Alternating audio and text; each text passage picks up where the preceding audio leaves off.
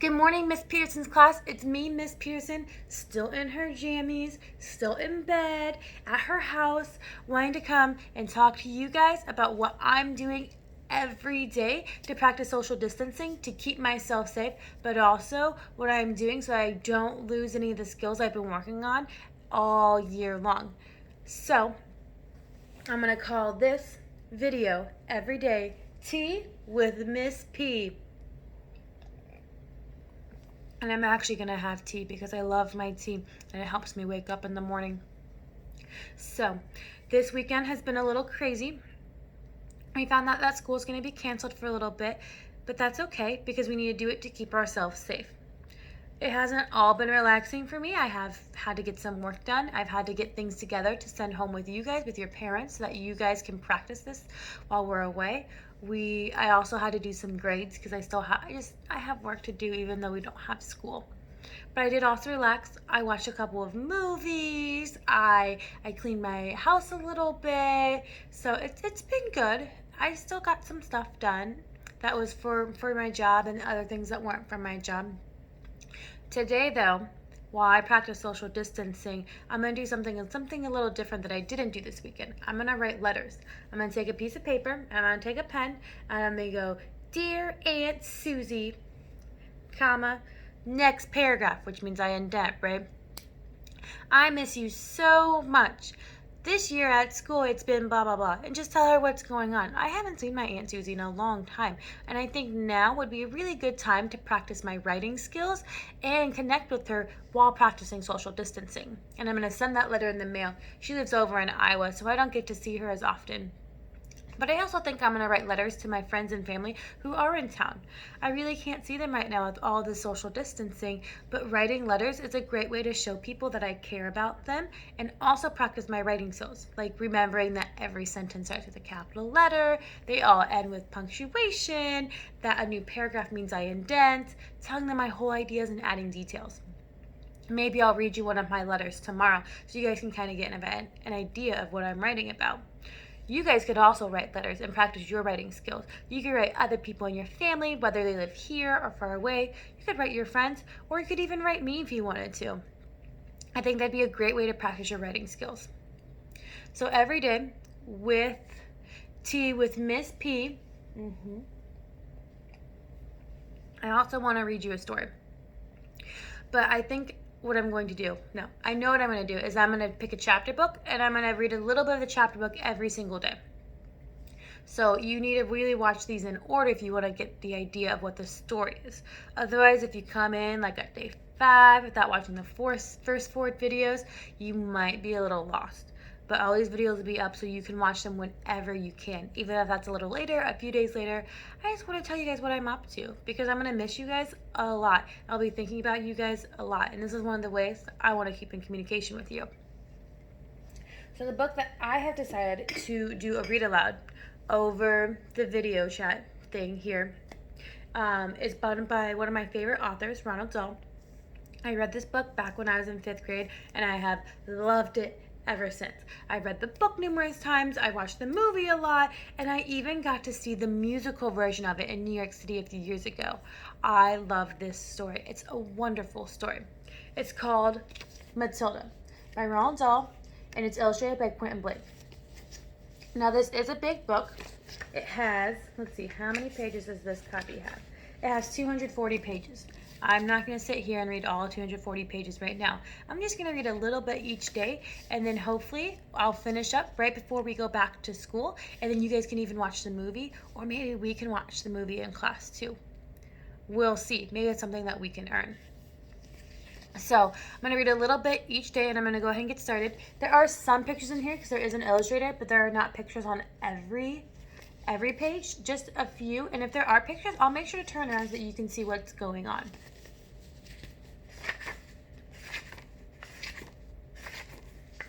The reader of books. It's a funny thing about mothers and fathers. Even when their own child is the most disgusting little blister you could ever imagine, they still think that he or she is wonderful. Some parents go further. They become so blinded by adoration, they manage to convince themselves their child has qualities of genius. Well, there's nothing very wrong with this at all. It's the way of the world. It is only when the parents begin telling us about their brilliance of their own revolting offspring that we start shouting, "Bring us a basin, we're gonna be sick!" School teachers suffer a great deal from having to listen to this sort of twaddle from proud parents, but they usually get their own back when time comes to write the end of the term reports. If I were a teacher of doting parents, I would say, "Your son, Maximilian," I would write, "is a total washout. I hope you have a family business you can push him into when he leaves school, because he is sure as heck won't get a job anywhere else." Or if I was feeling lyrical that day, I might write, "It is a curious truth that grasshoppers have hearing organisms in the sides of their abdomen. Your daughter Vanessa, judging by what she has learned this term, has no hearing organs at all." I might even delve deeper into a natural history and say, "The periodical cicada spends 6 years as a grub underground, and no more than 6 days as a free creature of sunlight and air. Your son Wilfred has spent 6 years as a grub in this school, and we are still waiting for him to emerge from the chrysalis." A particular poisonous little girl might sting me into saying, "Fiona has become a glacial beauty as an iceberg, but unlike the iceberg, she has absolutely nothing below the surface." I think I might enjoy writing the end of the term reports for the stinkers in my class, but enough of that. I have to get on. Would you like it if I said that stuff to your parents? Yikes. Occasionally, one comes across parents who take the opposite line, who shows no interest at all in their children, and these, of course, are far worse than the doting ones. Mr. and Mrs. Wormwood were two such parents. They had a son called Michael and a daughter called Matilda, and the parents looked upon Matilda in particular as nothing more than a scab. A scab is something that you have to put up with until the time comes when you can pick it off and flick it away. Mr. and Mrs. Wormwood looked forward enormously to the time when they could pick their little daughter off and flick her away, preferably into the next country, or even further than that. It is bad enough when parents treat ordinary children as if they are scabs or bunions, but it becomes somehow a lot worse when a child in question is extraordinary. And by that I mean sensitive and brilliant. Matilda was both of these things, but above all she was brilliant. Her mind was so nimble, and she was so quick to learn that her ability should have been obvious to even the most half-witted parents. But Mr. and Mrs. Wormwood were both glormless and so wrapped up in their own silly little lives that they failed to notice anything unusual about their daughter. To tell the truth, I doubt they would have noticed if she crawled into the house with a broken leg. Matilda's brother Michael was a perfect normal boy, but the sister, as I said, was something to make your eyes pop. By the age of 1.5, her speech was perfect, and she knew as many words as most grown-ups. The parents, instead of applauding her, called her a noisy chatbox, and told her sharply that small girls should be seen and not heard. By the time she was 3, Matilda taught herself to read by studying newspapers and magazines that lay around the house. At the age of 4, she could read fast and well, and naturally she began hankering after books. The only book in the whole of this enlightened household was something called Easy Cooking, belonging to her mother, and when she had read from this cover to cover, she had learned all the recipes by heart. She decided she wanted to learn something more interesting. So this here would be her brother, and this is Matilda. And this is Matilda learning how to read all by herself when she was 3 by reading newspapers that were just laying around. "Daddy," she'd say, "do you think you could buy me a book?" "A book?" he said. "What do you want a flaming book for?" "To read, Daddy." "What's wrong with the telly, for heaven's sake? We've got a lovely telly with a 12-inch screen, and now you're coming asking for a book? You're getting spoiled, my girl." Nearly every day afternoon, Matilda was left alone in her house. Her brother, who was 5 years older than her, went to school. Her father went to work, and her mother went out to play bingo in a town 8 miles away. Mrs. Wormwood was hooked on bingo and played it 5 afternoons a week. On the afternoon of the day when her father had refused to buy her book, Matilda set out all by herself to walk to the public library in the village. When she arrived, she introduced herself to the librarian, Mrs. Phelps. She asked if she might sit a while and read a book. Mrs. Phelps, slightly taken back by the arrival of such a tiny girl, unaccompanied by a parent, Nevertheless, she told her she was very welcome here. "Where are the children's books, please?" Matilda asked. "They're over there on the lower shelves," Mrs. Phelps told her. "Would you like me to pick out one with lots of pictures for you?" "No, thank you," Matilda said. "I'm sure I can manage." From then on, every afternoon, as soon as her mother had left for bingo, Matilda would toddle down to the library. The walk took only 10 minutes, and this allowed her 2 glorious hours sitting quietly by herself in a cozy corner, devouring one book after another. When she had read every single book in the children's book place, she started wandering around, searching for something else. Mrs. Phelps, who had been watching her with fascination over the past few weeks, now got up from the desk and went over to her. "Can I help you, Matilda?" she asked. "I'm wondering what to read next," Matilda said. "I've finished all of the children's books." "You mean you've looked at all the pictures?" "Yes, but I've also read the books as well." Mrs. Phelps looked at Matilda down from a great height, and Matilda looked right back up at her. "I thought some were very poor," Matilda said, "but others were lovely. I liked The Secret Garden best of all. It was full of mystery. The mystery of the room behind the closed door, and the mystery of the garden behind the big wall." Mrs. Phelps was stunned. Exactly how old are you, Matilda?" she asked. 4 years and 3 months, Matilda said. Mrs. Phelps was more stunned than ever, but she had the sense not to show it. "What sort of book do you like to read?" she asked. Matilda said, "I would really like a good one that grown-ups read, a famous one. I don't really know any names." Mrs. Phelps looked up among the shelves, taking her time. She didn't quite know what to bring out. How, she asked herself, does one choose a famous grown-up book for a 4-year-old girl?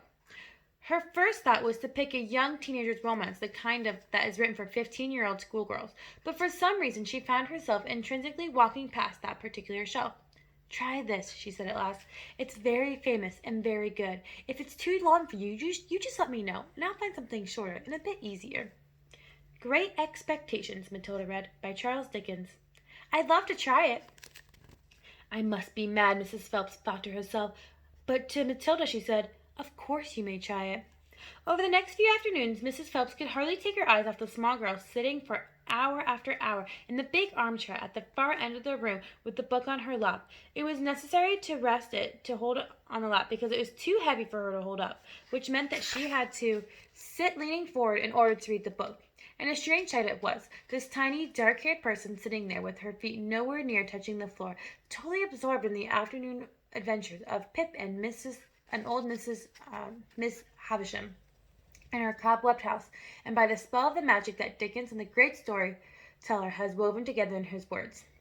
The only movement from the reader was lifting the hand every now and then to turn over a page, and Mrs. Phelps always felt that when the time came for her to cross the floor and say, "It's 5 to 10, Matilda."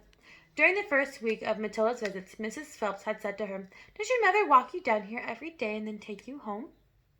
"My mother goes to Asselberry every afternoon to play bingo," Matilda said. "She doesn't know I come here." "But surely that's not right," Mrs. Phelps said. "I think you had better ask her." "I'd rather not," Matilda said. "She doesn't encourage reading books, nor does my father." "But what do they expect you to do every afternoon in an empty house?" "Just mooch around and watch the telly." "I see." "She doesn't really care what I do," Matilda said, a little sadly. Mrs. Phelps was concerned about the child's safety on walking through the fairly busy village high street and the crossing of the road, but she decided not to interfere. So here's a picture of Mrs. Phelps picking out a book for Matilda from the grown-up section. And here's a picture of her reading in the big armchair at the library. Within a week, Matilda had finished Great Expectations, in which that edition contained 411 pages. "I loved it," she said to Mrs. Phelps. "Has Mr. Dickens written any others?" "A great number," said astounded Mrs. Phelps. "Shall I choose another?" Over the next 6 months, under Mrs. Phelps' watchful and compassionate eye, Matilda read the following books: Nicholas Nickleby by Charles Dickens, Oliver Twist by Charles Dickens, Jane Eyre by Charlotte Bronte, Pride and Prejudice by Jane Austen, Test and the D'Urbervilles of Thomas Hardy, Gone to Earth by Mary Webb, Kim by Rudyard Kipling, Invisible Man by H.G. Wells, The Old Man by the Sea by Ernest Hemingway, The Sound and the Fury by William Faulkner, The Grapes of Wrath by John Steinbeck, The Good Companions by J.B. Pressley, Brighton Rock by Graham Greene, and Animal Farm by George Orwell. It was a formidable list, and by now Mrs. Phelps was filled with wonder and excitement, but it was probably a good thing that she did not allow herself to be completely carried away by it all. Almost anyone witnessing this achievement of a small child would have been tempted to make a great fuss and shout to the news all over the village and beyond. But not so with Mrs. Phelps. She was someone who just minded her own business and had since discovered it was seldom worth interfering in the lives of other people's children. Mr. Hemingway has a lot to say that I don't understand, said Matilda, especially about men and women, but I loved it all the same. The way he tells it makes me feel like I'm right there on the spot with watching it all happen. A fine writer will always make you feel that way, Mrs. Phelps said, and don't worry about the bits you can't understand. Sit back and allow the words to wash around you, like music. I will. Did you know, Mrs. Phelps said, that the public libraries like this allow you to borrow books and take them home? I didn't know that, Matilda said. Could I do that? Of course, Mrs. Phelps said. When you have chosen the book you want, bring it to me so I can make a note of it, and it's yours for 2 weeks. You can take more than one if you wish.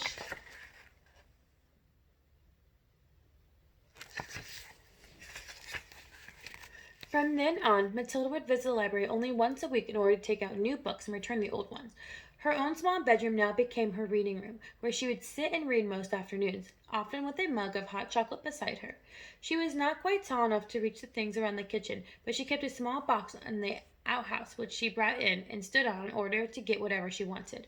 Mostly it was hot chocolate she made, warming up the milk on the saucepan on the stove before mixing it in. Occasionally she made Ovaltine, but it was pleasant to take a hot drink to her room and have it beside her as she sat in her silent room reading in the empty house in the afternoons. The books transported her to new worlds and introduced her to amazing people who lived exciting lives. She went on olden day sail ships with Joseph Conrad. She went to Africa with Ernest Hemingway and to India with Rudyard Kipling. She traveled all over the world while sitting in her little room in an English village. All right, and that's all I'm going to read today. Check back tomorrow. I'm going to read more of this book that I love so much, and I'm going to tell you what I'm doing tomorrow to practice social distancing, and maybe I'll even read one of the letters that I wrote today so you guys can kind of get an idea too. I miss you, and I love you, and I hope that you are staying safe, practicing social distancing, washing your hands, washing them for 20 seconds, and staying safe. Love you. See you later.